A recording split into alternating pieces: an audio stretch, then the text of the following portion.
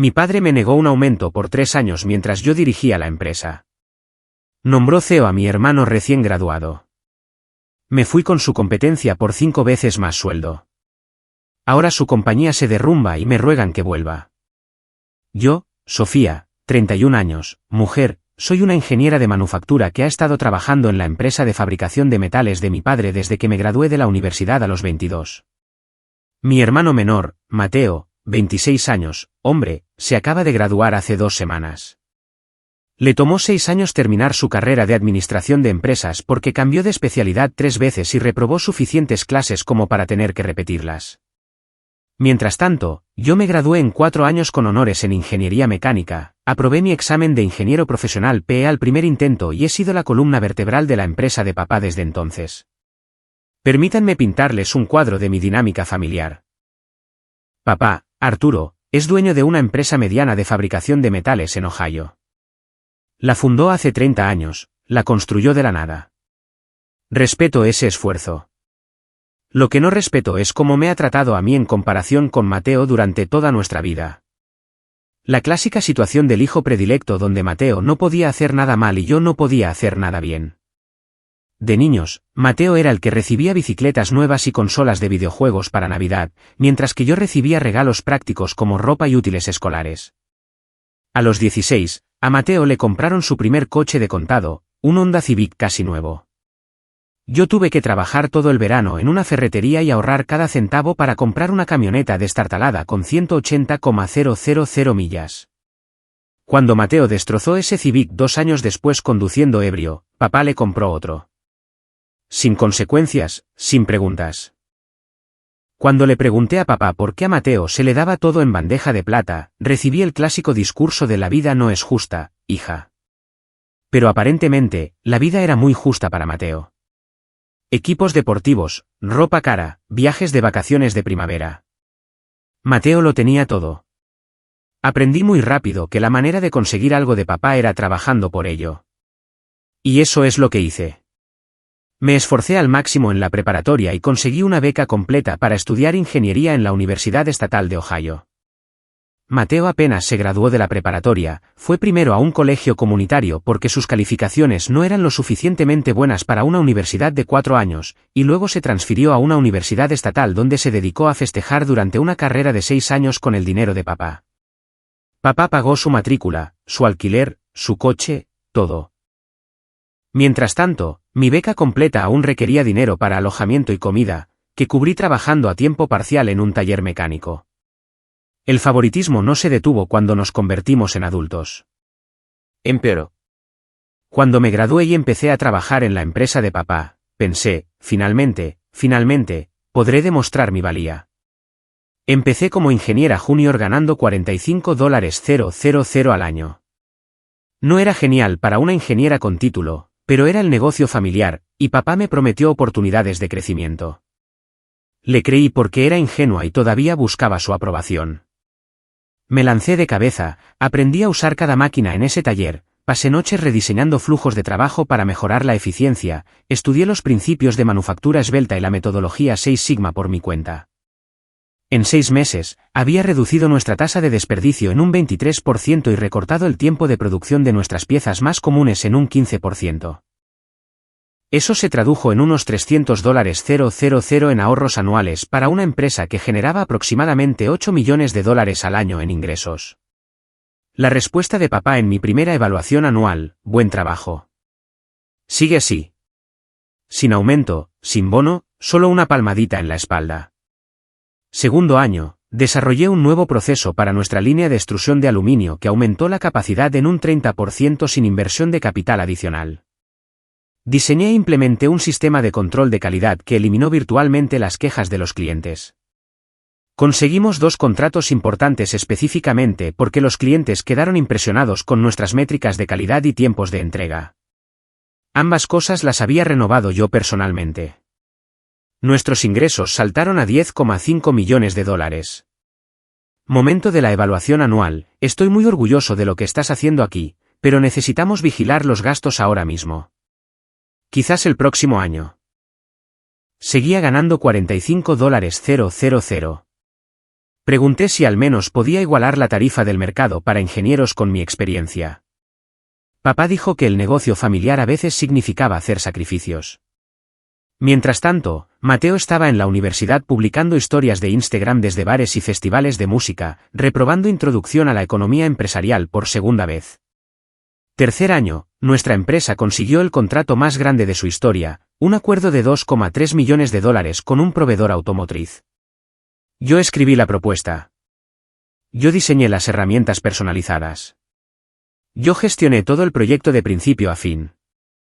Entregamos antes de lo previsto y por debajo del presupuesto. El cliente quedó tan impresionado que firmó una extensión de 3 años por otros $7 millones en total.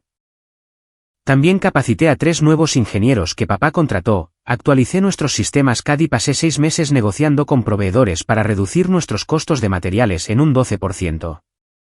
Los ingresos alcanzaron los $12,8 millones. Evaluación anual, eres realmente valiosa para esta empresa. Esencial, de verdad. Pedí un aumento a $65,000. Todavía por debajo de la tarifa del mercado, pero más cerca. Papá dudó y titubeó. Dijo que el flujo de caja estaba ajustado debido a los costos de expansión. Luego sugirió que si realmente necesitaba más dinero, tal vez debería reducir mis gastos frívolos. Yo vivía en un apartamento de una habitación y conducía una camioneta de 10 años. Mis gastos frívolos eran una membresía de gimnasio y ocasionalmente comprar el almuerzo en lugar de empacarlo. Pero claro, papá, yo era el problema.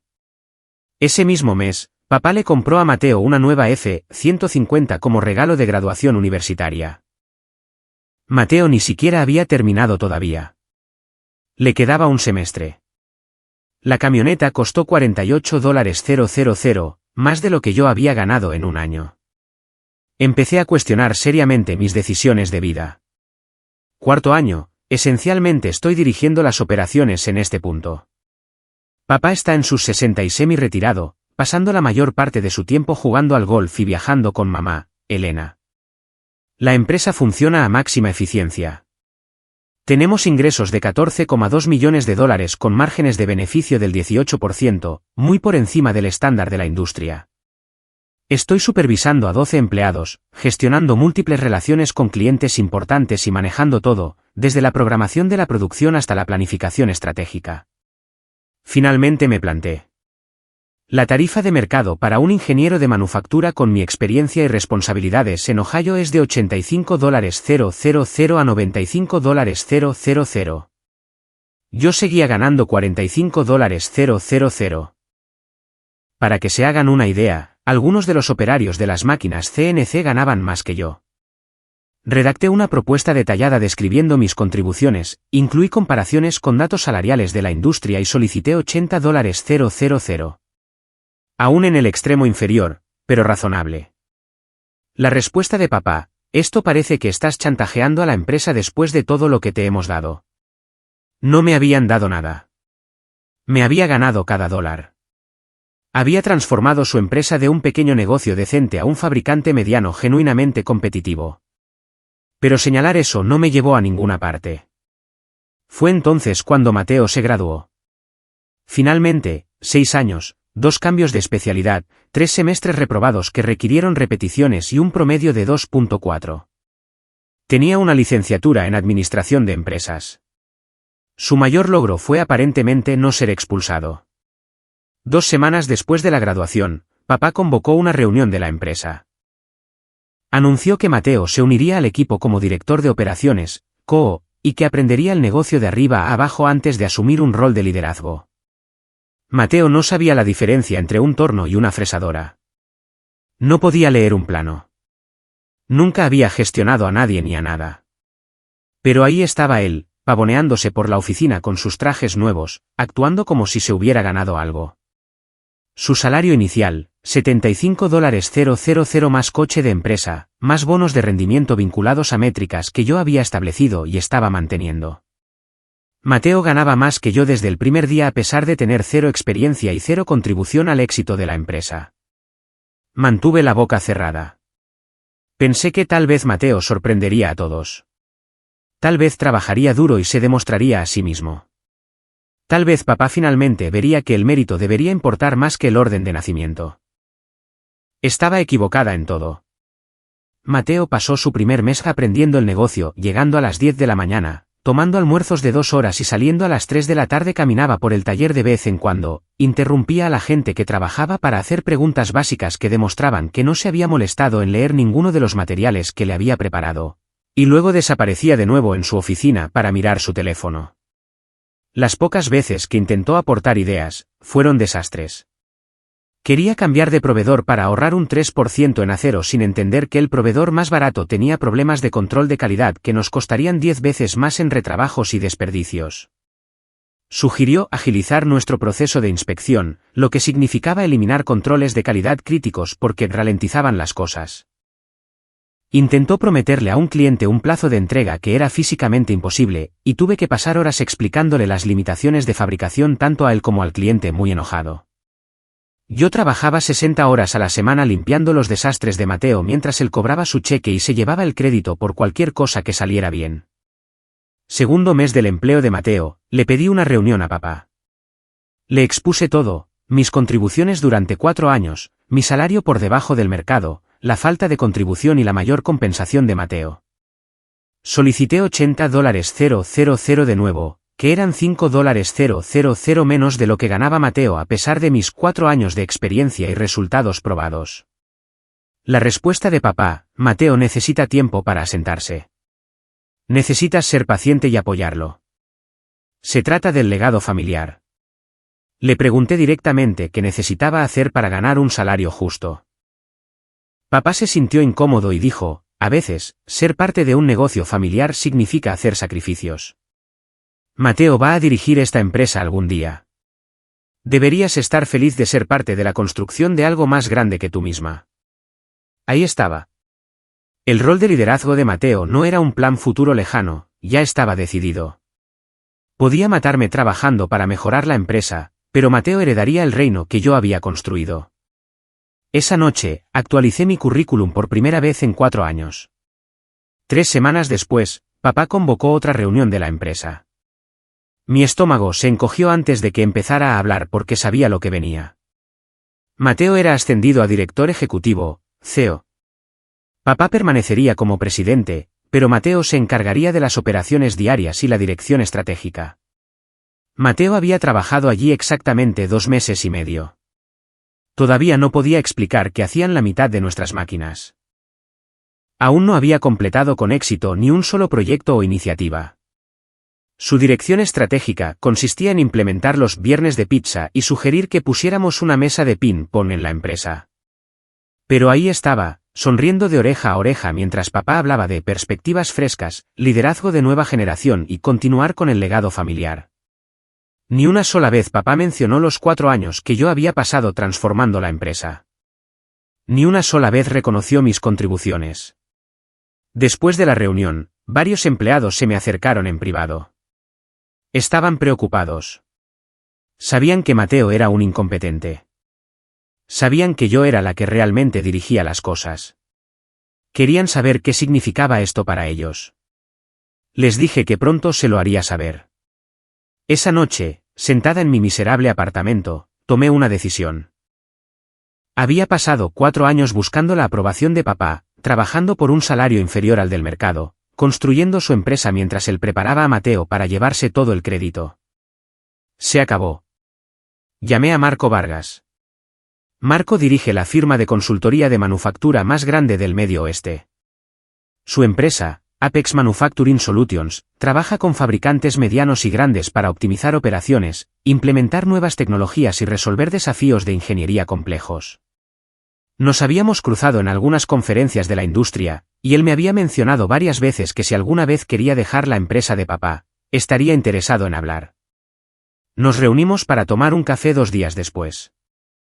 Le expuse mi experiencia, las mejoras de procesos, las reducciones de costos, las mejoras de calidad, las relaciones con los clientes que había desarrollado, y le mostré los números que respaldaban todo. Marco ni siquiera parpadeó. Puedo ofrecerte un salario base de $160,000 más bonos de rendimiento trimestrales. La mayoría de nuestros consultores de tu nivel ganan entre $200,000 y $220,000 de compensación total el primer año. Viajarías alrededor del 40%, trabajando con clientes en proyectos que van de 3 meses a 2 años. Te capacitaremos en metodologías de implementación, gestión de proyectos, relaciones con clientes. Básicamente todo lo que has estado haciendo, pero con reconocimiento real y una compensación adecuada. 5 veces lo que papá me estaba pagando, más bonos, más oportunidades reales de crecimiento, más trabajar con gente competente en lugar de limpiar los desastres de Mateo. Acepté en el acto. Un preaviso de 2 semanas me pareció demasiado generoso, pero quería irme de manera profesional. Escribí mi carta de renuncia esa noche. Corta y directa, con efecto a partir de 2 semanas desde hoy, renuncio a mi puesto. Gracias por la oportunidad. ¿Aseguraré una transición fluida de mis responsabilidades? No mencioné la disparidad salarial. No mencioné a Mateo. No mencioné los 4 años viendo a papá darle todo a su hijo predilecto mientras me trataba como a una empleada barata. Simplemente limpio y profesional. Se la entregué a papá a la mañana siguiente. La leyó, la dejó sobre la mesa y preguntó, ¿es por el dinero? Es por una compensación justa por un trabajo justo, dije. He estado dirigiendo las operaciones aquí durante años con un salario de nivel inicial mientras ascendías a Mateo a CEO después de 2 meses. Encontré un lugar que valora mis contribuciones. La cara de papá se puso roja. Después de todo lo que esta familia ha hecho por ti. ¿Qué hizo esta familia por mí? Lo interrumpí. Trabajé aquí durante 4 años, transformé tus operaciones y no recibí ningún aumento. Mateo trabajó aquí durante 2 meses, no contribuyó en nada y lo hicieron CEO. No me hables de familia. Intentó el chantaje emocional, el discurso de la lealtad, la rutina de estás siendo egoísta. Ya lo había oído todo antes. Esta vez, no me importó. 2 semanas, dije, documentaré todo lo que pueda. Después de eso, buena suerte. Esas 2 semanas fueron un infierno. Papá alternaba entre tratar de hacerme sentir culpable para que me quedara y ser pasivo-agresivo. Mateo actuaba como si lo hubiera traicionado personalmente al irme. De hecho, dijo, ¿cómo se supone que voy a dirigir las cosas si no estás aquí? Fue entonces cuando me di cuenta de que Mateo pensaba que yo siempre estaría allí. El plan nunca fue que Mateo aprendiera el negocio. El plan era que Mateo tuviera el título y el salario mientras yo hacía todo el trabajo real. Se suponía que yo sería su co en la sombra, la mujer que lo hacía quedar bien mientras él se llevaba el crédito y la compensación. Ya no más. Mi último día, entregué la documentación de cada sistema, proceso y relación con clientes importantes. Pasé 1 hora con Mateo tratando de explicarle cosas críticas que necesitaba saber. Él no dejaba de mirar su teléfono y decir, sí, lo entiendo a cosas que claramente no entendía. Me despedí de los chicos del taller que se habían convertido en mis amigos a lo largo de los años. Ellos sabían lo que pasaba. Algunos me preguntaron si estaba contratando gente en mi nuevo trabajo. Les dije que mantuviéramos el contacto. Papá ni siquiera se molestó en despedirse. Mateo me dio una mirada arrogante, como si yo estuviera cometiendo un error y él estaría bien sin mí. Salí de ese edificio por última vez con una extraña mezcla de emociones. Alivio, sobre todo, algo de tristeza, pero principalmente una increíble ligereza, como si finalmente hubiera soltado un peso que había estado cargando desde la infancia. Empecé en Apex Manufacturing Solutions el lunes siguiente. La primera semana fue de orientación y capacitación. Conocí al equipo, todos ingenieros experimentados y especialistas en operaciones que realmente sabían lo que hacían. Mi jefa directa, Silvia, tenía un doctorado en ingeniería industrial y 20 años de experiencia. Me trató como a una profesional competente, no como una fuente de mano de obra gratuita. Mi primer proyecto fue con un proveedor automotriz de primer nivel que tenía importantes problemas de control de calidad.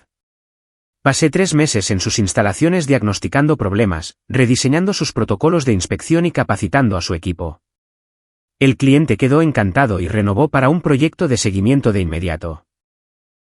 Mi primer bono trimestral fue de $18,000, más de 1/3 de lo que papá me pagaba anualmente.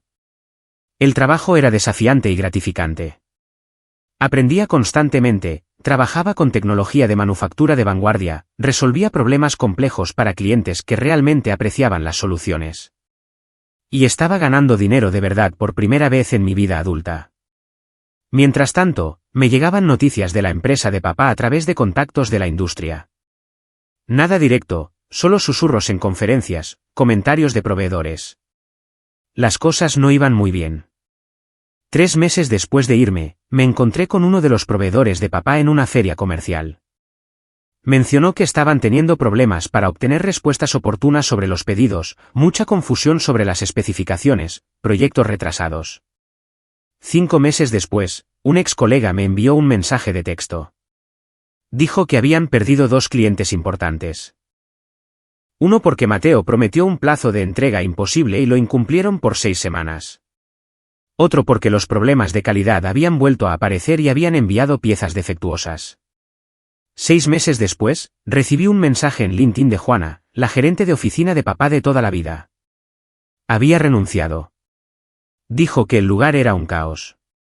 Mateo tomaba decisiones terribles, papá ya casi no iba y nadie sabía lo que estaba haciendo. 3 de los operarios más veteranos se habían ido a la competencia. La moral estaba por los suelos. Me sentí un poco mal. No por papá o Mateo. Ellos habían tomado sus decisiones. Pero por la buena gente que todavía trabajaba allí y que sufría por un liderazgo incompetente. 8 meses después, Apex consiguió un contrato importante con uno de los mayores competidores de papá, Precision Metal Works. Querían implementar exactamente los mismos sistemas de manufactura esbelta y control de calidad que yo había desarrollado en la empresa de papá. El propietario, Guillermo Santos, me solicitó específicamente para el proyecto después de escuchar sobre mi historial. El dinero era increíble, $230,000 de compensación total para ese año. Pero más que eso, estaba ayudando a Precision Metal Works a convertirse en un competidor más formidable para la empresa de papá. Estábamos implementando sistemas que les permitirían entregar más rápido, más barato y con mayor calidad de lo que el taller de papá podía igualar en su estado actual. No voy a fingir que no sentí cierta satisfacción en eso. 4 años siendo tratada como mano de obra desechable, y ahora estaba ayudando a su competencia a comerles el mandado. 10 meses después, las cosas se pusieron interesantes. Estaba en las instalaciones de Precision Metal Works cuando mi teléfono empezó a explotar. Papá, Mateo, incluso mamá, que apenas me había hablado desde que me fui, todos llamando y enviando mensajes urgentemente. Los ignoré. Cualquiera que fuera su crisis, ya no era mi problema. Los mensajes de voz empezaron a llegar. Papá, necesitamos hablar. Es sobre la empresa. Llámame tan pronto como puedas. Mateo, en serio, estamos en problemas. Tienes que volver. Mamá, por favor, llama a tu padre. Está muy estresado. Finalmente escuché uno de los mensajes de papá. Su voz estaba tensa, casi en pánico. Hija, tenemos problemas serios. Perdimos 3 clientes importantes este trimestre. Estamos perdiendo dinero a chorros. Mateo lo está intentando, pero necesita ayuda. Tu ayuda. Podemos llegar a un acuerdo. Por favor, llámame. Lo borré y volví al trabajo. Las llamadas continuaron.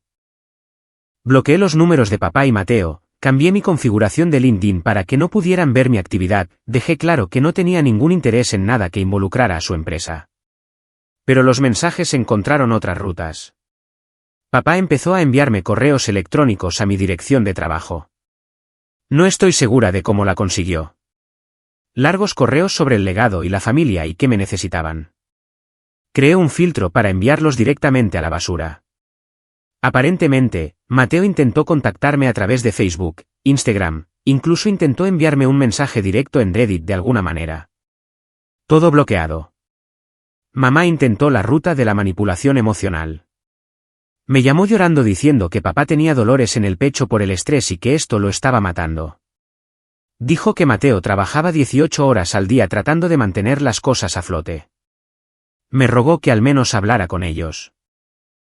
Le respondí con un solo mensaje de texto: papá eligió a Mateo. Él eligió pagarme menos de lo debido durante 4 años mientras preparaba a Mateo para tomar el control. Esta es la consecuencia de esa elección. No voy a arreglar sus errores. 11 meses. Juana me envió otro mensaje. Dijo que la empresa estaba en serios problemas. Habían quemado la mayor parte de sus reservas de efectivo.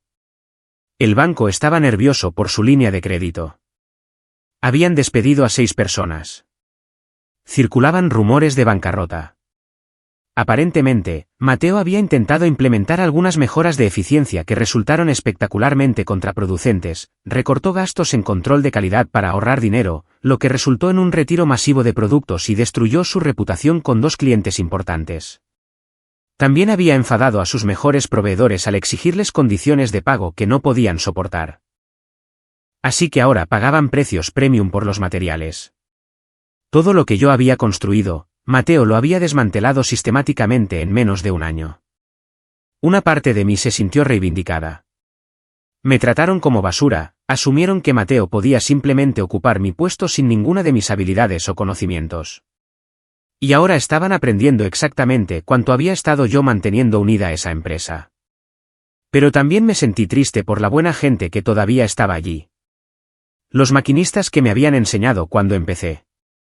Los jefes de taller que siempre me habían tratado con respeto. No merecían perder sus trabajos porque papá y Mateo eran incompetentes. Aún así, ya no era mi circo, ni mis monos. 12 meses. Un año después de mi partida, Guillermo de Precision Metal Works me llevó a almorzar. Dijo que había oído por ahí que la empresa de mi padre estaba pasando por un mal momento y me preguntó si sabía algo sobre una posible oportunidad de adquisición. Le conté lo que sabía. Guillermo puso una cara pensativa y dijo, «Sabes, si los adquiriéramos, necesitaríamos a alguien que conozca esa operación por dentro y por fuera para integrarla correctamente. Alguien que pueda salvar lo que es valioso y arreglar lo que está roto. Podría ser un puesto de nivel de vicepresidente, probablemente $250,000 más participación en la empresa». La ironía no se me escapó. Potencialmente podría terminar como vicepresidenta de operaciones de la empresa que adquiriera el negocio de papá. Esencialmente sería la jefa de papá, y de Mateo, si es que conservaba su trabajo después de una adquisición. Le dije a Guillermo que lo pensaría. Esa noche, papá llamó desde un número que no había bloqueado. Respondí sin pensar. «Por favor, no cuelgues», dijo de inmediato. Su voz sonaba rota. «Sé que no quieres saber de mí. Sé que lo arruiné, pero te ruego que me escuches». Me quedé en silencio. La empresa está en problemas. Problemas serios. Probablemente quebremos en los próximos 6 meses si las cosas no cambian. El banco amenaza con retirar nuestra línea de crédito. Hemos perdido a la mayoría de nuestros clientes importantes. Mateo hizo lo mejor que pudo, pero no está listo. Él no es tú. No, no lo es, dije. Me equivoqué, continuó papá. En todo. Sobre Mateo, sobre ti, sobre cómo te traté todos estos años. Tú fuiste la que hizo exitosa esta empresa, y yo fui demasiado orgulloso y estúpido para verlo. Lo siento. 4 años demasiado tarde. Pero dejé que siguiera hablando. Vuelve, dijo. Por favor. Pon tu precio. El puesto de CEO. Lo que quieras. Te necesitamos. ¿Y qué hay de Mateo?, pregunté. Larga pausa. Se haría a un lado. O trabajaría para ti. Lo que sea necesario. ¿Y mi salario? Lo que quieras. En serio. Lo pondré por escrito. Tú dirigirías todo. Lo pensé durante aproximadamente 3 segundos. No. Por favor.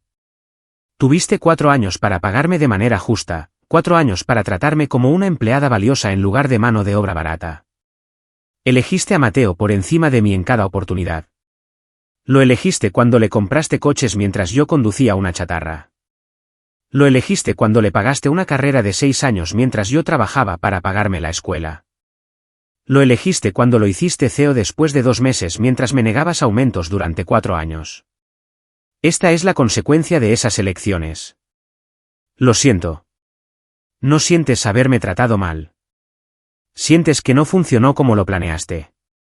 Sientes que Mateo no pudo hacer mágicamente el trabajo que asumiste que podía hacer porque es tu favorito. Sientes que estás perdiendo tu empresa, pero en realidad no sientes cómo me trataste. Eso no es. Estoy ganando $220,000 al año ahora. Amo mi trabajo. Trabajo con gente competente que me respeta. Tengo oportunidades reales de crecimiento. ¿Por qué diablos renunciaría a eso para volver y salvar tu empresa? Porque es familia. La familia es lo que elegiste con Mateo. Yo solo soy la hija que trabajó allí durante 4 años. Buena suerte con tu plan de sucesión. Colgué. Volvió a llamar de inmediato. Bloqueé el número. Al día siguiente, Mateo apareció en Precision Metal Works. Seguridad me llamó porque estaba en el vestíbulo exigiendo verme. Bajé. Mateo parecía haber perdido peso. Ojeras oscuras bajo los ojos, vistiendo un traje arrugado que parecía que había dormido con él. Tienes que volver, dijo. Sin saludo, sin charla trivial, solo una súplica desesperada. No tengo que hacer nada, respondí. Vamos a la quiebra. Papá tiene dolores en el pecho. Mamá está con medicamentos para la ansiedad. La empresa se está desmoronando. No puedo. Su voz se quebró. No puedo hacer esto. No sé lo que estoy haciendo. Deberías haber pensado en eso antes de aceptar un trabajo de CEO para el que no estabas calificado. Yo no pedí esto. Papá me lo dio. Pensé. Pensé que todavía estarías allí para ayudarme a resolverlo. Ese era el plan, ¿verdad? Tú te quedas con el título y el dinero. Yo hago el trabajo real. Todos fingen que eres competente. Excepto que me fui. Y ahora estás descubriendo que dirigir una empresa requiere habilidades y conocimientos reales. Por favor, dijo Mateo. Sus ojos estaban húmedos. Sé que te tratamos mal. Sé que papá la regó. Yo la regué, pero no puedes dejar que la empresa muera. Piensa en los empleados, en toda esa gente que perderá su trabajo. Pienso en ellos constantemente, dije. Por eso conecté a Guillermo Santos con algunos de ellos. Precision Metal Works está contratando. La buena gente del taller de papá tendrá trabajo. Tendrán mejores trabajos, de hecho, en una empresa que no está dirigida por nepotismo incompetente. La cara de Mateo se puso blanca. Estás ayudándolos a robarnos a nuestros empleados. Estoy ayudando a buena gente a encontrar buenos trabajos antes de que tu empresa implosione y los deje sin nada. Deberías agradecérmelo. Estás destruyendo el legado de papá. Todo lo que él construyó. Yo lo construí, lo interrumpí. Papá fundó una empresa. Yo la convertí en algo exitoso. Luego papá te la entregó a ti y tú la destruiste en menos de un año. Esto no es mi culpa. ¿Qué quieres?, preguntó Mateo. Dinero, participación, lo que sea. Solo vuelve y arregla esto. Miré a mi hermano, el hijo predilecto al que le habían dado todo durante toda nuestra vida y lo había despilfarrado todo por pura incompetencia y derecho adquirido. Quiero que fracases, dije. Quiero que experimentes lo que es cuando el trabajo duro y el talento no importan porque alguien más obtiene las oportunidades que tú mereces. Quiero que entiendas lo que sentí cada día trabajando para papá mientras él te trataba como a la realeza. Quiero que fracases para que tal vez, solo tal vez, aprendas que ser el favorito de alguien no te hace competente. Mateo se quedó allí, atónito. Fuera, dije. Y no vuelvas. Seguridad lo escoltó fuera. Volví a mi trabajo. Actualización 6 meses después, han pasado 6 meses desde que Mateo apareció en mi oficina. Pensé en actualizar esto porque las cosas se han puesto aún más interesantes. La empresa de papá se declaró en bancarrota del capítulo 11 hace 3 meses. Intentaron reorganizarse, pero no pudieron hacerlo funcionar. Ahora están en liquidación del capítulo 7. Los activos de la empresa se están vendiendo para pagar a los acreedores. Guillermo Santos de Precision Metal Works terminó adquiriendo sus contratos de clientes y parte de su equipo por centavos de dólar. Ofreció puestos a 8 de los antiguos empleados de papá. Todos los buenos con los que había trabajado. 7 aceptaron. El 8º se jubiló. El desempleo de Mateo no duró mucho. Papá le consiguió un trabajo en la empresa de distribución de un amigo. Coordinador de logística de nivel inicial. $38,000 al año. Mateo publica vagas actualizaciones en LinkedIn sobre aprender los fundamentos y pagar el derecho de piso como si fuera una especie de héroe desvalido en lugar de un CEO fracasado que consigue un empleo por caridad. Papá y mamá tuvieron que vender su casa y se mudaron a un condominio. Papá está oficialmente retirado ahora, no por elección. Su reputación en la industria está por los suelos. Se corrió la voz de lo mal que Mateo arruinó la empresa, y el nombre de papá está asociado a ese fracaso. Y la guinda del pastel, papá intentó culparme públicamente.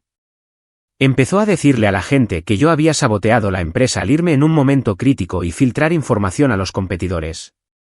Un par de personas se pusieron en contacto para preguntar al respecto. Respondí una vez públicamente en LinkedIn.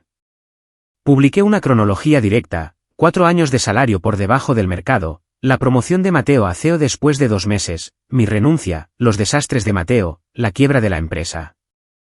Dejé que los hechos hablaran por sí mismos. La publicación de papá fue destrozada en los comentarios. Varias personas que habían trabajado conmigo comentaron sobre mis contribuciones. Algunos clientes incluso intervinieron sobre cómo la calidad se fue a pique después de que me fui. Papá borró su publicación y no ha dicho nada públicamente desde entonces. Mateo intentó contactarme de nuevo el mes pasado. Por correo electrónico esta vez, ya que lo había bloqueado en todas partes. Una larga historia lacrimógena sobre cómo nunca quiso el puesto de CEO, que papá lo presionó, que estaba destinado al fracaso. Bla, bla, bla. Terminó con, lamento todo. Tenías razón en todo. Estoy tratando de ser mejor. Si alguna vez quieres hablar, aquí estoy. No respondí. No porque sea rencorosa. Bueno, tal vez un poco. Pero principalmente porque no hay nada que decir. La disculpa de Mateo no significa nada. No deshace 4 años viéndolo pasar por la vida gracias al favoritismo de papá. No deshace el año que pasó destruyendo todo lo que construí. No deshace toda una vida siendo tratada como si fuera menos importante que él. Algunos puentes los quemas, otros simplemente los ves colapsar por su cuenta. En cuanto a mí, Apex me ascendió a consultora principal senior, ganando $285,000 de compensación total. Ahora gestiono un equipo de 5 consultores que trabajan en proyectos con algunos de los mayores fabricantes del país. Compré una casa el mes pasado. 4 habitaciones, 3 baños, garaje para 2 coches. Pagué el 20% de enganche y mi hipoteca es menos de lo que Mateo gana anualmente en su nueva carrera. La vida es bastante buena cuando dejas de esperar que otras personas te aprecien y simplemente te aprecias a ti misma. Actualización final, 2 años después de dejar la empresa de papá. Es hora de una actualización final porque esta historia ha llegado oficialmente a su fin. Papá tuvo un ataque al corazón hace 8 meses. Aparentemente no fue por estrés, solo mala genética y toda una vida de hamburguesas. Sobrevivió, pero fue una llamada de atención. Mamá me llamó desde el hospital, la primera vez que hablábamos en más de 1 año. Tu padre quiere verte, dijo. Por favor, está preguntando por ti. ¿Fue? No porque hubiera perdonado algo, sino porque el hombre casi muere, y no soy un monstruo completo. Lo encontré en una cama de hospital, pareciendo 20 años mayor que la última vez que lo vi. Mamá y Mateo estaban allí. Mateo se veía incómodo. Mamá, aliviada de que hubiera aparecido. Papá intentó el discurso de reconciliación en el lecho de muerte. Se disculpó por todo. Dijo que había sido un padre terrible para mí. Dijo que había dejado que su favoritismo lo cegara. Dijo que estaba orgulloso de lo que yo había logrado a pesar de él, no gracias a él. Lloró un poco. Me senté allí y lo asimilé. Pensé en todos los años de dolor, en todas las veces que eligió a Mateo por encima de mí, en todas las oportunidades que me negó mientras le daba todo a Mateo. Aprecio que digas eso, dije finalmente. De verdad. Pero no cambia nada. Tú tomaste tus decisiones. Yo tomé las mías. Ya no estoy enojada. Simplemente he terminado. Lo sé, dijo papá. No espero tu perdón. Solo quería que supieras que lo siento y que estoy orgulloso de ti. Debería haberlo dicho hace años. Sí, dije. Deberías haberlo hecho. Y eso fue todo. Papá se recuperó. Él y mamá están viviendo su jubilación en su condominio.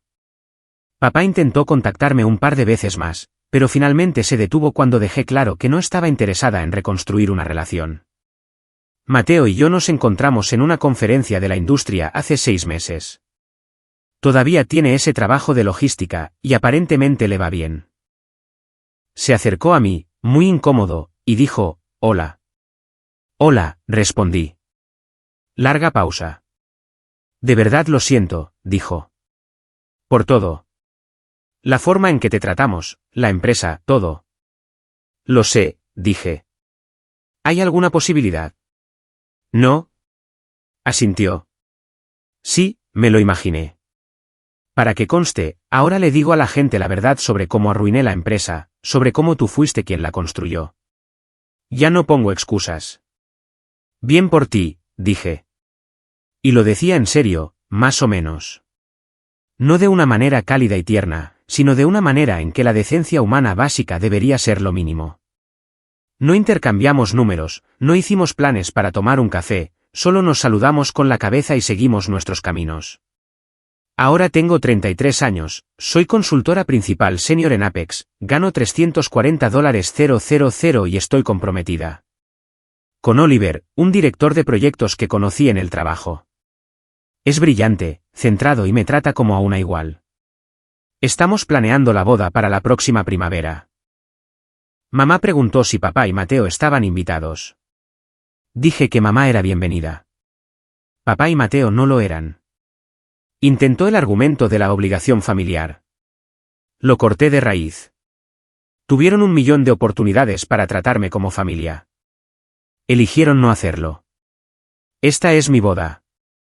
La familia de Oliver, mi familia real, la gente que me ha apoyado y creído en mí. Ellos son los que pertenecen allí. Mamá no insistió. Creo que ya sabe que es inútil. Así están las cosas. La empresa de papá ya no existe. Mateo está aprendiendo a ser un adulto funcional. Papá vive con sus remordimientos. Mamá respeta mis límites. Y yo, estoy construyendo una vida con alguien que me valora, haciendo un trabajo que me apasiona, ganando dinero que refleja mi valor real, viviendo en una casa que compré con mi propio éxito y rodeada de gente que me respeta. Sin favoritismos del hijo predilecto. Sin dinámicas familiares tóxicas. Sin esperar más una aprobación que nunca llegará. Solo paz. Finalmente.